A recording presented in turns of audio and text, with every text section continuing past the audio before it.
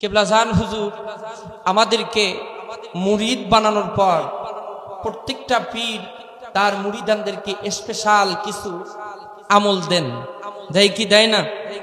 তবে মনে রাখবেন, ইসলামটা শুধু শরীয়ত নয়, পূর্ণাঙ্গ ইসলামের মধ্যে আছে ইলমে শরীয়ত, ইলমে তরিকত, ইলমে হাকিকত, ইলমে মারুফা।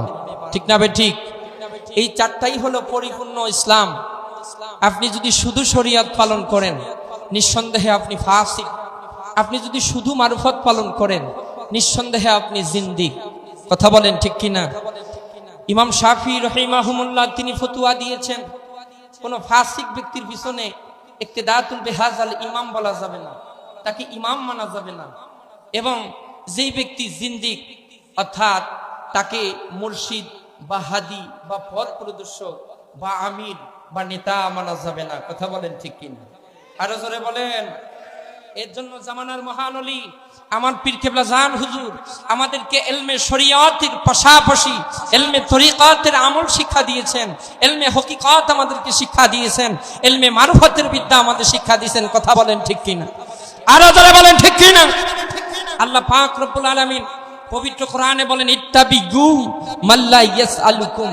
আল্লাহ বলেন, তাদের অনুসরণ করো যারা হেদায়েতের বিনিময় তোমাদের কাছে কিচ্ছু চান না। কথা বলেন ঠিক কিনা?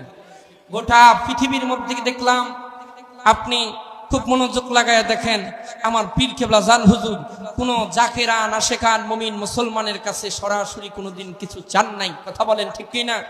আরো জোরে বলেন ঠিক কিনা?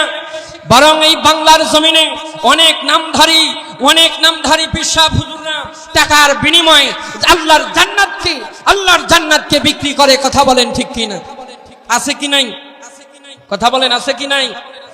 আমার হুজুর কেবলাজান হুজুর একটা জিনিস শিক্ষা দিয়েছেন, বাবা একটা জিনিস শিক্ষা দিয়েছেন, রাসূলুল্লাহর মহব্বত হলো ঈমান।